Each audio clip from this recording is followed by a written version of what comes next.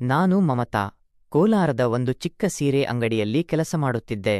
ಬೆಳಿಗ್ಗೆಯ ತಂಪಾದ ಗಾಳಿಯಲ್ಲಿ ಧೂಳಿನಿಂದ ಕೂಡಿದ ರಸ್ತೆಯ ಓಡಲಿನಲ್ಲಿ ನಮ್ಮ ಅಂಗಡಿಯ ಶಟರ್ ತೆಗೆಯುವಾಗ ಗ್ರಾಮದ ಜನರ ಕಾಲಿನ ಶಬ್ದ, ಸೈಕಲ್ನ ಗಂಟೆ ಮತ್ತು ದೂರದಲ್ಲಿ ದೇವಸ್ಥಾನದ ಗಂಟೆಯ ಶಬ್ದ ಕೇಳಿಬರುತ್ತಿತ್ತು. ಅಂಗಡಿಯ ಒಳಗೆ ಸೀರೆಗಳನ್ನು ಜೋಡಿಸುತ್ತಾ ಗ್ರಾಹಕರಿಗೆ ತೋರಿಸುವಾಗ ನನ್ನ ಕೈಯಲ್ಲಿ ರೇಷ್ಮೆಯ ಮೃದುತ್ವವನ್ನು ಅನುಭವಿಸುತ್ತಿದ್ದೆ. ಕೆಂಪು, ಹಸಿರು, ಚಿನ್ನದ ಜರಿಯ ಸೀರೆಗಳು ಬೆಳಕಿನಲ್ಲಿ ಮಿಂಚುತ್ತಿದ್ದವು. ಆದರೆ ನನ್ನ ಮನಸ್ಸು ಎಲ್ಲಿಯೋ ಬೇರೆಡೆಗೆ ಓಡುತ್ತಿತ್ತು, ಕುಮಾರನ ಕಡೆಗೆ.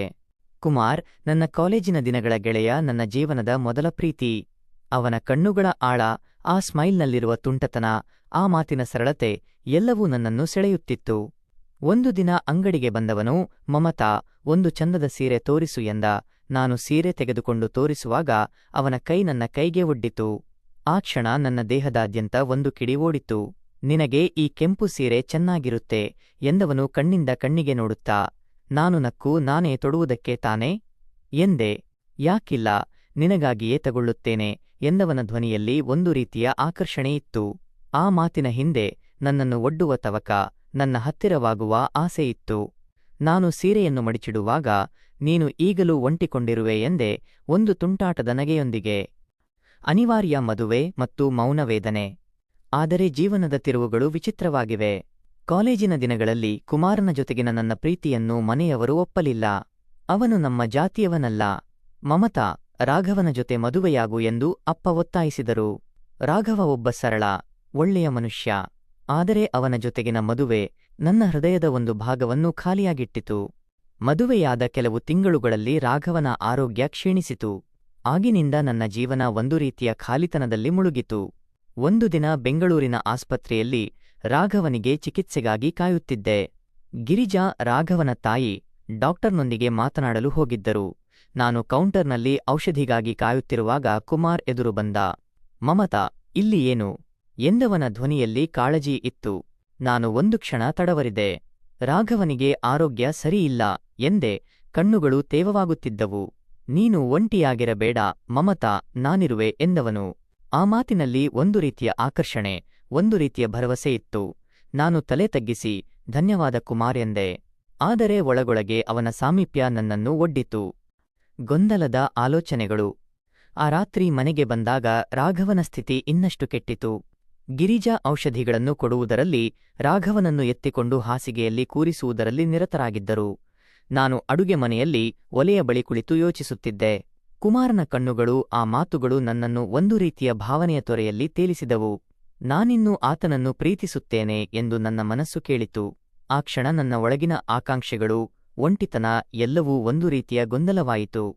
ರಾಘವನ ಆರೋಗ್ಯ ಕ್ಷೀಣಿಸುತ್ತಲೇ ಇತ್ತು. ಕೋಲಾರದ ಚಿಕ್ಕ ಮನೆಯಲ್ಲಿ ಗಿರಿಜಾ ರಾತ್ರಿಯೆಲ್ಲಾ ರಾಘವನ ಬಳಿ ಕುಳಿತು ಅವನಿಗೆ ಔಷಧಿಗಳನ್ನು ಕೊಡುತ್ತಾ ತಲೆಯನ್ನು ಒತ್ತುತ್ತಿದ್ದರು. ಆದರೆ ನಾನು ಒಂದು ರೀತಿಯ ಖಾಲಿತನದಲ್ಲಿ ಕಳೆದು ಹೋಗಿದ್ದೆ. ಬೆಂಗಳೂರಿನ ಆಸ್ಪತ್ರೆಯ ಕೌಂಟರ್ನಲ್ಲಿ ಕುಮಾರನ ಜೊತೆಗಿನ ಆ ಮಾತು ನನ್ನ ಮನಸ್ಸಿನಲ್ಲಿ ಮತ್ತೆ ಮತ್ತೆ ಕಾಡಿತು. ನಾನಿರುವೆ ಮಮತಾ ಎಂಬ ಅವನ ಧ್ವನಿಯಲ್ಲಿ ಒಂದು ರೀತಿಯ ಆಕರ್ಷಣೆ, ಒಂದು ರೀತಿಯ ಭರವಸೆ ಇತ್ತು. ಗುಪ್ತ ಭೇಟಿ ಮತ್ತು ಭಾವನೆಗಳ ತಾಕಲಾಟ. ಒಂದು ದಿನ ಮಧ್ಯಾಹ್ನದ ಹೊತ್ತಿನಲ್ಲಿ ಸುಗುಣ, ನನ್ನ ಹಳೆಯ ಸ್ನೇಹಿತೆ, ಮನೆಗೆ ಬಂದಳು. ಮಮತಾ, ಏನಾಯಿತು, ಒಂಟಿಕೊಂಡಿರುವೆ ಎಂದಳು ಒಲೆಯ ಬಳಿ ಕುಳಿತು. ಏನೂ ಇಲ್ಲ ಸುಗುಣ, ರಾಘವನ ಆರೋಗ್ಯದ ಚಿಂತೆ ಎಂದೇ ಸುಳ್ಳು ಹೇಳುವ ಯತ್ನದಲ್ಲಿ. ಆದರೆ ಸುಗುಣನ ಕಣ್ಣುಗಳು ನನ್ನನ್ನು ಓದಿದವು. ನೀನು ಕುಮಾರನ ಬಗ್ಗೆ ಯೋಚಿಸುತ್ತಿದ್ದೀಯಾ ಎಂದಳು ನೇರವಾಗಿ. ನಾನು ಒಂದು ಕ್ಷಣ ಸುಮ್ಮನಾದೆ. ಅವನು ಆಸ್ಪತ್ರೆಯಲ್ಲಿ ಭೇಟಿಯಾದ ಎಂದೇ, ಕಣ್ಣುಗಳು ತೇವವಾಗುತ್ತಿದ್ದವು. ಮಮತಾ, ಎಚ್ಚರಿಕೆಯಿಂದಿರು. ರಾಘವನಿಗೆ ಈಗ ನಿನ್ನ ಬೆಂಬಲ ಬೇಕು ಎಂದಳು ಸುಗುಣ. ಆದರೆ ನನ್ನ ಮನಸ್ಸು ಕುಮಾರನ ಸಾಮೀಪ್ಯದ ಆಕರ್ಷಣೆಯಲ್ಲಿ ತೇಲುತ್ತಿತ್ತು. ಆ ರಾತ್ರಿ ರಾಘವನಿಗೆ ಫಿಟ್ಸ್ನ ಆಕ್ರಮಣವಾಯಿತು. ಗಿರಿಜಾ ಮತ್ತು ನಾನು ಒಟ್ಟಿಗೆ ಅವನಿಗೆ ಔಷಧಿಗಳನ್ನು ಕೊಟ್ಟು ಸಮಾಧಾನ ಮಾಡಿದೆವು. ಆದರೆ ಒಳಗೊಳಗೆ ನಾನು ಕುಮಾರನ ಬಗ್ಗೆ ಯೋಚಿಸುತ್ತಿದ್ದೆ. ಮಾರನೇ ದಿನ ಕುಮಾರನಿಂದ ಕರೆ ಬಂದಿತು. ಮಮತಾ, ಒಮ್ಮೆ ಭೇಟಿಯಾಗೋಣ ಎಂದವನು. ನಾನು ತಡವರಿದೆ. ಕುಮಾರ್, ಇದು ಸರಿಯಿಲ್ಲ ಎಂದೆ. ಆದರೆ ನನ್ನ ಧ್ವನಿಯಲ್ಲಿ ಒಂದು ರೀತಿಯ ಆಕಾಂಕ್ಷೆಯಿತ್ತು. ನಿನ್ನನ್ನು ಒಮ್ಮೆ ನೋಡಬೇಕು ಮಮತಾ, ಒಂದು ಕಾಫಿ ಕುಡಿಯೋಣ ಎಂದವನು. ಆ ಮಾತಿನಲ್ಲಿ ಒಂದು ರೀತಿಯ ಆಕರ್ಷಣೆ, ನನ್ನನ್ನು ಸೆಳೆಯುವ ಶಕ್ತಿಯಿತ್ತು. ನಾನು ಒಪ್ಪಿಕೊಂಡೆ. ಬೆಂಗಳೂರಿನ ಒಂದು ಚಿಕ್ಕ ಕಾಫಿ ಶಾಪ್ನಲ್ಲಿ ಭೇಟಿಯಾದೆವು. ಕಾಫಿಯ ಘಮವು ಗಾಳಿಯಲ್ಲಿ ತುಂಬಿತ್ತು. ಕುಮಾರ್ ಒಂದು ನೀಲಿ ಶರ್ಟ್ನಲ್ಲಿ ಆಗಲೇ ಕಾದು ಕುಳಿತಿದ್ದ. ನೀನಿನ್ನೂ ಆಗಿನ ಹಾಗೆ ಚಂದವಾಗಿದ್ದೀಯಾ ಮಮತಾ ಎಂದವನು. ಕಣ್ಣುಗಳು ಮಿಂಚುತ್ತಿದ್ದವು. ನಾನು ನಕ್ಕೆ, ನೀನು ಬದಲಾಗಿಲ್ಲ ಕುಮಾರ್ ಎಂದೆ. ಆ ಕ್ಷಣ ನನ್ನ ಒಳಗಿನ ಆಕಾಂಕ್ಷೆ, ಒಂಟಿತನ ಎಲ್ಲವೂ ಒಂದು ರೀತಿಯ ತವಕವಾಯಿತು. ನಿನ್ನ ಜೀವನ ಈಗ ಹೇಗಿದೆ ಎಂದವನು. ನಾನು ಸ್ವಲ್ಪ ಹಿಂಜರಿದೆ. ರಾಘವನಿಗೆ ಆರೋಗ್ಯ ಸರಿಯಿಲ್ಲ. ಗಿರಿಜಾ ತಾಯಿಯವರು ಎಲ್ಲವನ್ನು ನೋಡಿಕೊಳ್ಳುತ್ತಿದ್ದಾರೆ ಎಂದೆ. ಆದರೆ ನೀನು ಮಮತಾ, ನೀನು ಖುಷಿಯಾಗಿದ್ದೀಯಾ ಎಂದವನ ಧ್ವನಿಯಲ್ಲಿ ಕಾಳಜಿ ಇತ್ತು. ನಾನು ಸುಮ್ಮನಾದೆ. ಆ ಕ್ಷಣ ಅವನ ಕೈ ನನ್ನ ಕೈಗೆ ಒಡ್ಡಿತು. ಆ ಸ್ಪರ್ಶ ನನ್ನ ಒಳಗಿನ ಭಾವನೆಗಳನ್ನು ಒಡ್ಡಿತು. ಆಕರ್ಷಣೆಯ ಸುಳಿಯಲ್ಲಿ ಕುಮಾರನ ಜೊತೆಗಿನ ಭೇಟಿಯಾದ ನಂತರ ನನ್ನ ಮನಸ್ಸು ಒಂದು ರೀತಿಯ ಗೊಂದಲದಲ್ಲಿ ತೇರುತ್ತಿತ್ತು. ಕೋಲಾರದ ನಮ್ಮ ಮನೆಯಲ್ಲಿ ರಾಘವನಿಗೆ ಔಷಧಿಗಳನ್ನು ಕೊಡುವಾಗ ಗಿರಿಜಾ ತಾಯಿಯವರ ಚಿಂತಿತ ಕಣ್ಣುಗಳನ್ನು ನೋಡುತ್ತಿದ್ದೆ. ಆದರೆ ನನ್ನ ಮನಸ್ಸು ಕುಮಾರನ ಕಾಫಿಯ ಘಮ, ಆ ಕಣ್ಣುಗಳ ಆಕರ್ಷಣೆಯಲ್ಲಿ ಕಳೆದು ಹೋಗಿತ್ತು. ಒಂದು ದಿನ ಕುಮಾರನಿಂದ ಸಂದೇಶ ಬಂದಿತು. ಮಮತಾ, ಒಮ್ಮೆ ಭೇಟಿಯಾಗೋಣ. ಬೆಂಗಳೂರಿನ ಹೊರವಲಯದಲ್ಲಿ ಒಂದು ಚಿಕ್ಕ ಜಾಗವಿದೆ, ಶಾಂತವಾಗಿದೆ ಎಂದಿದ್ದ. ನಾನು ಒಂದು ಕ್ಷಣ ಯೋಚಿಸಿದೆ. ಇದು ಸರಿ, ಇಲ್ಲ ಎಂದು ಮನಸ್ಸು ಹೇಳಿತು. ಆದರೆ ನನ್ನ ಒಳಗಿನ ಆಕಾಂಕ್ಷೆ, ಒಂಟಿತನ ಎಲ್ಲವೂ ಹೋಗುವೆ ಎಂದಿತು. ಸರಿ ಕುಮಾರ್, ಆದರೆ ಒಂದೇ ಒಂದು ಭೇಟಿ ಎಂದೆ. ಧ್ವನಿಯಲ್ಲಿ ಒಂದು ರೀತಿಯ ತವಕ. ಬೆಂಗಳೂರಿನ ಹೊರವಲಯದ ಒಂದು ಚಿಕ್ಕ ಉದ್ಯಾನವನಕ್ಕೆ ಹೋದೆ. ಅಲ್ಲಿ ಹಸಿರು ಮರಗಳ ನಡುವೆ ಒಂದು ಸಣ್ಣ ಕೆರೆಯ ಬಳಿ ಕುಮಾರ್ ಕಾದಿದ್ದ.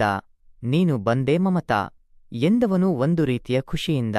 ನಾನು ಕೆಂಪು ಸೀರೆಯೊಂದಿಗೆ ಒಂದು ಚಿಕ್ಕ ಜರಿಯ ಜಾಕೆಟ್ನಲ್ಲಿ ಅವನ ಎದುರು ನಿಂತಿದ್ದೆ. ನಿನಗೆ ಈ ಸೀರೆ ಚಂದವಾಗಿದೆ ಎಂದವನು. ಕಣ್ಣುಗಳು ನನ್ನ ದೇಹದ ಮೇಲೆ ಓಡಾಡುತ್ತಿದ್ದವು. ನಾನು ನಾಚಿಕೆಯಿಂದ ತಲೆ ತಗ್ಗಿಸಿದೆ. ಆದರೆ ಒಳಗೊಳಗೆ ಆ ಆಕರ್ಷಣೆಯ ರಸವನ್ನು ಅನುಭವಿಸುತ್ತಿದ್ದೆ. ಕೆರೆಯ ಬಳಿ ಕುಳಿತೆವು. ನಿನ್ನ ಜೀವನ ಈಗ ಹೇಗಿದೆ ಕುಮಾರ್ ಎಂದೆ. ಕೆಲಸದ ಒತ್ತಡ, ಆದರೆ ನಿನ್ನನ್ನು ಭೇಟಿಯಾದಾಗ ಎಲ್ಲವೂ ಮರೆತುಬಿಡುತ್ತದೆ ಎಂದವನು ಕೈಯನ್ನು ನನ್ನ ಕೈಗೆ ಒಡ್ಡಿದ. ಆ ಸ್ಪರ್ಶ ನನ್ನ ಒಳಗಿನ ಭಾವನೆಗಳನ್ನು ಒಡ್ಡಿತು. ಕುಮಾರ್, ಇದು ಸರಿಯಿಲ್ಲ. ನಾನು ರಾಘವನ ಹೆಂಡತಿ ಎಂದೆ. ಆದರೆ ನನ್ನ ಧ್ವನಿಯಲ್ಲಿ ಒಂದು ರೀತಿಯ ದೌರ್ಬಲ್ಯ ಇತ್ತು. ಮಮತಾ, ನಿನ್ನ ಖುಷಿಯೇ ನನಗೆ ಮುಖ್ಯ ಎಂದವನು. ಕಣ್ಣುಗಳು ನನ್ನನ್ನು ಆಕರ್ಷಿಸುತ್ತಿದ್ದವು. ಆ ಕ್ಷಣ ನಾನು ಅವನ ಕಡೆಗೆ ಒರಗಿದೆ. ಆ ಸಾಮೀಪ್ಯ, ಆ ಗಾಳಿಯಲ್ಲಿ ತೇಲುವ ಕೆರೆಯ ತಂಪು, ಎಲ್ಲವೂ ಒಂದು ರೀತಿಯ ರೋಮಾಂಚಕ ಅನುಭವವಾಯಿತು. ನೀನಿನ್ನೂ ನನ್ನನ್ನು ಪ್ರೀತಿಸುತ್ತೀಯಾ ಎಂದವನು. ಧ್ವನಿಯಲ್ಲಿ ಒಂದು ರೀತಿಯ ಆಕಾಂಕ್ಷೆ. ನಾನು ಸುಮ್ಮನಾದೆ. ಆದರೆ ನನ್ನ ಕಣ್ಣುಗಳು ಒಳಗಿನ ಆಕಾಂಕ್ಷೆಯನ್ನು ಹೊರಗೆಡವಿತು. ರಾತ್ರಿಯ ಅನಿರೀಕ್ಷಿತ ತಿರುವು ಮತ್ತು ಕಠಿಣ ನಿರ್ಧಾರ. ಆ ರಾತ್ರಿ ಮನೆಗೆ ವಾಪಸ್ ಬಂದಾಗ ಗಿರಿಜಾ ರಾಘವನಿಗೆ ಔಷಧಿಗಳನ್ನು ಕೊಡುತ್ತಿದ್ದರು. ಮಮತಾ, ಎಲ್ಲಿಗೆ ಹೋಗಿದ್ದೆ ಎಂದು ಕೇಳಿದರು. ಸುಗುಣನ ಮನೆಗೆ ಎಂದೇ, ಸುಳ್ಳು ಹೇಳುವ ತವಕದಲ್ಲಿ. ಆದರೆ ಒಳಗೊಳಗೆ ಕುಮಾರನ ಸಾಮೀಪ್ಯ, ಆ ಆಕರ್ಷಣೆ ನನ್ನನ್ನು ಒಂದು ರೀತಿಯ ತೊರೆಯಲ್ಲಿ ತೇಲಿಸಿತು. ಕುಮಾರನ ಜೊತೆಗಿನ ಭೇಟಿಗಳು ಆಗಾಗ ಆಗುತ್ತಿದ್ದವು. ಒಂದು ದಿನ ಅವನು, ಮಮತಾ, ನನ್ನ ಮನೆಗೆ ಬಾ, ಒಂಟಿಯಾಗಿರೋಣ ಎಂದ. ನಾನು ಒಂದು ಕ್ಷಣ ತಡವರಿದೆ. ಕುಮಾರ್, ಇದು ತಪ್ಪು ಎಂದೆ. ಆದರೆ ನನ್ನ ಧ್ವನಿಯಲ್ಲಿ ಒಂದು ರೀತಿಯ ಆಕಾಂಕ್ಷೆಯಿತ್ತು. ನಿನ್ನ ಖುಷಿಗಾಗಿ ಮಮತಾ, ಒಮ್ಮೆ ಮಾತ್ರ ಎಂದವನು. ಅವನ ಮನೆ ಬೆಂಗಳೂರಿನ ಒಂದು ಚಿಕ್ಕ ಅಪಾರ್ಟ್ಮೆಂಟ್ನಲ್ಲಿ ಸರಳವಾಗಿತ್ತು. ಒಳಗೆ ಕಾಲಿಟ್ಟಾಗ ಕಿಟಕಿಯಿಂದ ಬೀಸುವ ತಂಪಾದ ಗಾಳಿ ಒಂದು ರೀತಿಯ ಶಾಂತಿಯನ್ನು ತಂದಿತು. ಕುಮಾರ್ ಒಂದು ಬಿಳಿ ಶರ್ಟ್ನಲ್ಲಿ ನನ್ನನ್ನು ಕೈಯಿಂದ ಕರೆದ. ಮಮತಾ, ಇಲ್ಲಿಗೆ ಬಾ ಎಂದವನು. ಕಣ್ಣುಗಳು ಆಕರ್ಷಣೆಯಿಂದ ಮಿಂಚುತ್ತಿದ್ದವು. ನಾನು ಒಂದು ಹಸಿರು ಸೀರೆಯಲ್ಲಿ ಜರಿಯ ಜಾಕೆಟ್ನೊಂದಿಗೆ ಅವನ ಬಳಿಗೆ ಹೋದೆ. ಆ ಕ್ಷಣ ಅವನ ಕೈ ನನ್ನ ಕೈಗೆ ಒಡ್ಡಿತ್ತು. ನೀನು ಚಂದವಾಗಿದ್ದೀಯಾ ಎಂದವನು. ಧ್ವನಿಯಲ್ಲಿ ಒಂದು ರೀತಿಯ ಆಕಾಂಕ್ಷೆ. ನಾನು ನಾಚಿಕೆಯಿಂದ ತಲೆ ತಗ್ಗಿಸಿದೆ. ಆದರೆ ಒಳಗೊಳಗೆ ಆ ಆಕರ್ಷಣೆಯ ರಸವನ್ನು ಅನುಭವಿಸುತ್ತಿದ್ದೆ. ಅವನು ನನ್ನನ್ನು ಹತ್ತಿರ ಕರೆದ. ಆ ಸಾಮೀಪ್ಯ ನನ್ನ ದೇಹದಾದ್ಯಂತ ಒಂದು ಕಿಡಿಯನ್ನು ಓಡಿಸಿತು. ಕುಮಾರ್, ಇದು ಸರಿಯಿಲ್ಲ ಎಂದೆ. ಆದರೆ ನನ್ನ ಕಣ್ಣುಗಳು ಒಳಗಿನ ಆಕಾಂಕ್ಷೆಯನ್ನು ಹೊರಗೆಡವಿತು. ಮಮತಾ, ಒಂದೇ ಒಂದು ಕ್ಷಣ ಎಂದವನು ಕೈಯನ್ನು ನನ್ನ ಸೊಂಟದ ಮೇಲಿಟ್ಟ. ಆ ಸ್ಪರ್ಶ ನನ್ನ ಒಳಗಿನ ಭಾವನೆಗಳನ್ನು ಒಡ್ಡಿತು. ನಾವಿಬ್ಬರೂ ಆ ಕ್ಷಣದಲ್ಲಿ ಒಂದು ರೀತಿಯ ಆಟವಾಡಿದೆವು. ಆ ಸಾಮೀಪ್ಯ, ಆ ಆಕರ್ಷಣೆ ಎಲ್ಲವೂ ಒಂದು ರೀತಿಯ ರೋಮಾಂಚಕ ಅನುಭವವಾಯಿತು. ನನ್ನ ಸೀರೆಯ ಒಡವೆ, ಆ ಜಾಕೆಟ್ನ ಕೊಕ್ಕೆ ಎಲ್ಲವೂ ಒಂದು ರೀತಿಯ ಆಕರ್ಷಣೆಯ ಭಾಗವಾಯಿತು. ನೀನು ನನ್ನ ಜೀವನದ ಮೊದಲ ಪ್ರೀತಿ ಎಂದವನು. ಕಣ್ಣುಗಳು ನನ್ನನ್ನು ಆಕರ್ಷಿಸುತ್ತಿದ್ದವು. ಕುಮಾರನ ಜೊತೆಗಿನ ಕ್ಷಣಗಳು ನನ್ನ ಜೀವನವನ್ನು ಒಂದು ರೀತಿಯ ರೋಮಾಂಚಕದಲ್ಲಿ ತೇಲಿಸಿದ್ದವು. ಆದರೆ ಒಂದು ದಿನ ಕೋಲಾರದಲ್ಲಿ ಭಾರೀ ಮಳೆಯಿಂದ ಊರು ಮುಳುಗಿತು. ರಾಘವನ ಆರೋಗ್ಯ ಇನ್ನಷ್ಟು ಕೆಟ್ಟಿತು. ಗಿರಿಜಾ ಆಸ್ಪತ್ರೆಗೆ ಕರೆದೊಯ್ಯಲು ತಯಾರಿ ಮಾಡುತ್ತಿದ್ದರು. ಆದರೆ ನಾನು ಕ್ಯಾಲೆಂಡರ್ನ ದಿನಾಂಕವನ್ನು ನೋಡಿ ಒಂದು ರೀತಿಯ ಗಾಬರಿಯಲ್ಲಿ ಮುಳುಗಿದೆ. ನಾನು ಬಾತ್ರೂಮ್ಗೆ ಓಡಿ ಒಂದು ಗರ್ಭಪರೀಕ್ಷೆಯ ಕಿಟ್ ತೆಗೆದುಕೊಂಡೆ. ಫಲಿತಾಂಶ ಧನಾತ್ಮಕ. ನಾನು ಗರ್ಭಿಣಿಯಾಗಿದ್ದೆ. ಆದರೆ ಇದು ರಾಘವನಿಂದ ಆಗಿರಲಿಲ್ಲ, ಕುಮಾರನಿಂದ ಆಗಿತ್ತು. ನನ್ನ ಒಳಗಿನ ಭಯ, ಗೊಂದಲ ಎಲ್ಲವೂ ಒಂದು ರೀತಿಯ ಸುನಾಮಿ ಆಯಿತು. ನಾನು ಕುಮಾರನಿಗೆ ಕರೆ ಮಾಡಿದೆ. ಕುಮಾರ್, ನಾನು ಗರ್ಭಿಣಿಯಾಗಿದ್ದೇನೆ ಎಂದೆ, ಧ್ವನಿಯಲ್ಲಿ ಭಯ. ಅವನು ಸುಮ್ಮನಾದ. ಮಮತಾ, ಈಗ ಏನು ಮಾಡೋಣ ಎಂದವನು, ಧ್ವನಿಯಲ್ಲಿ ಒಂದು ರೀತಿಯ ಗೊಂದಲ. ನಾನು ಇಲ್ಲಿ ಇರಲಾರೆ ಕುಮಾರ್, ನನ್ನನ್ನು ಕರೆದುಕೊಂಡು ಹೋಗು ಎಂದೆ. ಆದರೆ ಆ ಕ್ಷಣದಲ್ಲಿ ರಾಘವನ ಸ್ಥಿತಿ ಕ್ರಿಟಿಕಲ್ ಆಯಿತು. ಗಿರಿಜಾ ಕರೆದಾಗ ನಾನು ಫೋನ್ ಕಟ್ ಮಾಡಿ ಆಸ್ಪತ್ರೆಗೆ ಓಡಿದೆ. ರಾಘವನನ್ನು ದೋಣಿಯಲ್ಲಿ ನೀರಿನ ನಡುವೆ ಆಸ್ಪತ್ರೆಗೆ ಕರೆದೊಯ್ದೆವು. ಆದರೆ ಅವನು ಉಸಿರಾಡಲಿಲ್ಲ. ರಾಘವ ಸತ್ತು ಹೋದ. ಗಿರಿಜಾ ನನ್ನ ಗರ್ಭಿಣಿತನದ ವಿಷಯ ತಿಳಿದು, ಮಮತಾ, ಇದು ರಾಘವನಿಂದಲೇ ಅಲ್ವಾ ಎಂದು ಕೇಳಿದರು. ನಾನು ಸುಮ್ಮನಾದೆ. ಆದರೆ ಒಳಗೊಳಗೆ ಕುಮಾರನ ಜೊತೆಗಿನ ಸಂಬಂಧ, ಆ ಆಕರ್ಷಣೆ ಎಲ್ಲವೂ ಒಂದು ರೀತಿಯ ಗಿಲ್ಟ್ನಲ್ಲಿ ಮುಳುಗಿತು. ರಾಘವನ ಸಾವಿನ ನಂತರ ಕೋಲಾರದ ಮನೆಯಲ್ಲಿ ಒಂದು ರೀತಿಯ ಶಾಂತಿಯ ಜೊತೆಗೆ ಗೊಂದಲವೂ ತುಂಬಿತ್ತು. ಗಿರಿಜಾ ರಾಘವನ ತೊಟ್ಟಿಲನ್ನು ರಿಪೇರಿ ಮಾಡಿಸಲು ತಯಾರಿ ಮಾಡುತ್ತಿದ್ದರು. ಮಮತಾ, ನೀನು ಈಗ ನಮ್ಮ ಕುಟುಂಬದ ಭಾಗ, ಈ ಮಗು ನಮ್ಮ ಆಸರೆ ಎಂದರು. ಆದರೆ ನಾನು ಕುಮಾರನ ಜೊತೆಗಿನ ಸಂಬಂಧದ ಗಿಲ್ಟ್ನಲ್ಲಿ ಮುಳುಗಿದ್ದೆ. ಒಂದು ರಾತ್ರಿ ಗಿರಿಜಾ ನನ್ನನ್ನು ಕರೆದರು. ಮಮತಾ, ನೀನು ಯಾರ ಜೊತೆ ಫೋನ್ನಲ್ಲಿ ಮಾತನಾಡುತ್ತಿರುವೆ ಎಂದು ಕೇಳಿದರು. ನಾನು ತಡವರಿದೆ. ಅದು ಕಾಲೇಜಿನ ಗೆಳೆಯ ಎಂದೆ. ಆದರೆ ಗಿರಿಜಾಳ ಕಣ್ಣುಗಳು ಒಂದು ರೀತಿಯ ಅನುಮಾನವನ್ನು ತೋರಿಸಿದವು. ಮಾರನೇ ದಿನ ಕುಮಾರನಿಂದ ಕರೆ ಬಂದಿತು. ಗಿರಿಜಾ ಫೋನ್ ಎತ್ತಿದರು. ಅವನ ಮಾತುಗಳನ್ನು ಕೇಳಿ ಎಲ್ಲವೂ ತಿಳಿಯಿತು. ಮಮತಾ, ಈ ಮಗು ಕುಮಾರನದೇ ಅಲ್ಲವಾ ಎಂದು ಕೇಳಿದರು. ನಾನು ಸುಮ್ಮನಾದೆ. ಆದರೆ ಸತ್ಯವನ್ನು ಮರೆಮಾಚಲಾಗಲಿಲ್ಲ. ಹೌದು ಎಂದೆ. ಕಣ್ಣುಗಳು ತೇವವಾಗುತ್ತಿದ್ದವು.